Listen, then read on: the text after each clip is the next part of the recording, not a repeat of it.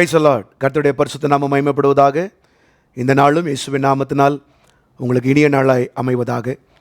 இந்த நாளுக்கான கர்த்தருடைய வார்த்தை தானியேலின் புஸ்தகம் 6ஆம் அதிகாரம் 22ஆம் வசனம். Book of Daniel chapter 6 verse 22.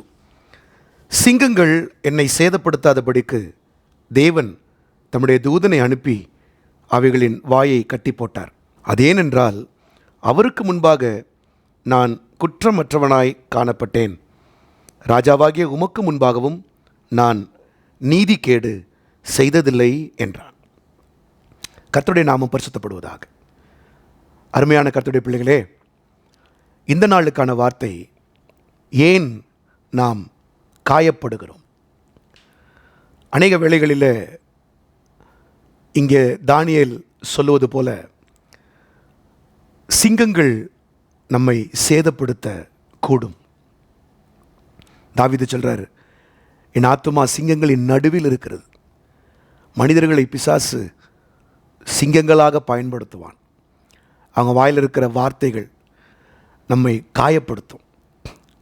தானியேல் சொல்றாரு, என்னை சுற்றிலும் சிங்கங்கள் இருந்தாலும் அந்த சிங்கங்கள் என்னை காயப்படுத்தாதபடிக்கு, சேதப்படுத்தாதபடிக்கு கர்த்தர் அவைகளின் வாயை கட்டி போட்டார். அர்த்தம் என்ன? மனித வார்த்தைகள், மனிதர்கள் தூற்றுகிறது, அவதூறுகள், பொய்கள், குற்றச்சாட்டுகள், தீமையான மொழிகள், இதெல்லாம் குடும்பத்தில், வேலை ஸ்தலத்தில், ஊழியத்தில் நிறையா நடக்கும். அது நம்மை மனதார காயப்படுத்தும், புண்படுத்தும். அப்போ நம்ம லக்க நோக்கி போகாமல் உக்காந்துருவோம். ஆனால் இன்றைக்கி ஆவியானவர் சொல்கிற வார்த்தை, அந்த சிங்கங்களுடைய வார்த்தைகள் நம்மை சேதப்படுத்தாதபடிக்கு கர்த்தர் நம்மை பாதுகாப்பார். ஆமென். நீங்கள் மனம் புண்படுறீங்களா? மன உளைச்சலில் இருக்கீங்களா? மனித வார்த்தைகளால் நான் செய்யாததை சொல்லி என்னை இப்படி பேசிட்டாங்க, என்ன அவதூறு பண்ணிட்டாங்க, என் மேலே பொய் குற்றச்சாட்டு சொல்லிட்டாங்கன்னு நீங்கள் வருத்தப்பட்டீங்கன்னா, இந்த காலவேளையில் ஆவியானவர் சொல்கிறாரு, அந்த வருத்தங்கள் யாவையும் கர்த்தர் உங்களை மறக்க பண்ணுவாராக. எப்பொழுது அவைகள் காயப்படுத்தாது தெரியுமா? 2 காரியங்கள் செய்யும்போது அது காயப்படுத்தாது. உங்களை நான் தைரியப்படுத்துகிறேன் ஊழியக்காரன், இயேசுவின் நாமத்தினால. முதல்ல தானியேல் அங்கே சொல்கிறாரு, ஏன் அந்த சிங்கங்கள் என்னை காயப்படுத்தவில்லை என்றால், தேவனுக்கு முன்பாக நான் குற்றமற்றவனாய் காணப்பட்டேன். உங்கள் ஸ்டாண்டை நல்லா பார்த்துக்கோங்க. நீங்களும் ஆண்டவரும், உங்களுக்கும் ஆண்டவருக்கும் நடுவில் எந்த தீமையும் இல்லை, எந்த குற்றமும் இல்லை. உங்கள் வாய், உங்கள் கைகள், உங்கள் கண்கள், உங்கள் சிந்தனைகள், உங்கள் நடத்தை, உங்கள் வாழ்க்கை கர்த்தர் விரும்புகிற பிரகாரம் இருக்குது. தானியேலை போல ஒரு குற்றமற்ற வாழ்க்கை, இன்னசென்ட் லைஃப் ஆண்டவருக்கு முன்னால் நம்ம இருக்கோம். அது ஒன்று உங்களுக்கு உறுதியை தரும், நிச்சயத்தை தரும். மனிதர்கள் என்ன வேணாலும் பேசட்டும், ஒன்றுமே உங்களை காயப்படுத்தாது. ஆமென்.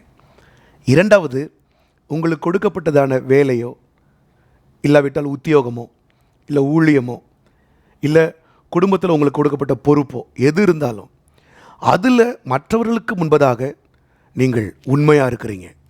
நீதிகேடு இல்லை, உறவில், பணத்தில், பொருளில், இல்லைலாம் ஸ்ட்ரைட் ஃபார்வர்டாக, உண்மையாக உங்களுக்கு கொடுக்கப்பட்ட பொறுப்பில் நேர்மையாக இருக்கிறீங்க, தானியேலை போல். அப்போ இந்த வார்த்தைகள் நம்மை காயப்படுத்தாது. இன்றிலிருந்து இந்த 2ஐயும் யோசிங்க.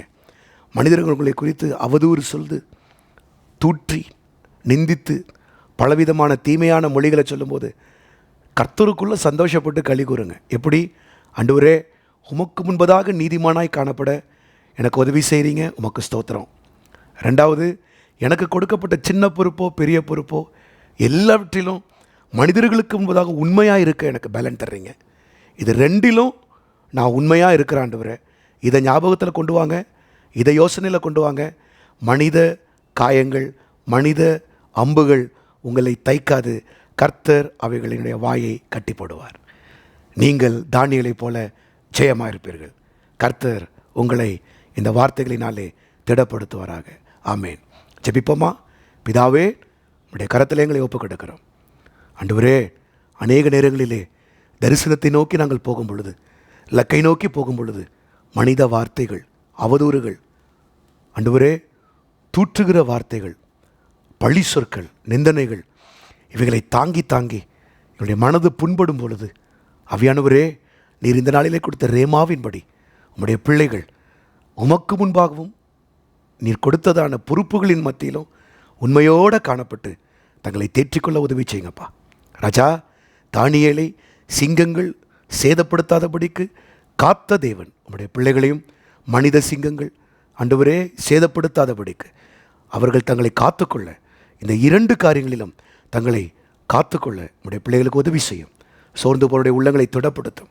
உம்முடைய வார்த்தை சொல்வது பிரகாரம் நீதி நிமித்தம் துன்பப்படுகிறவர்கள் பாக்கியவான்கள், பரலோக ராஜ்யம் அவர்களுடையது என்று சொன்னீரே.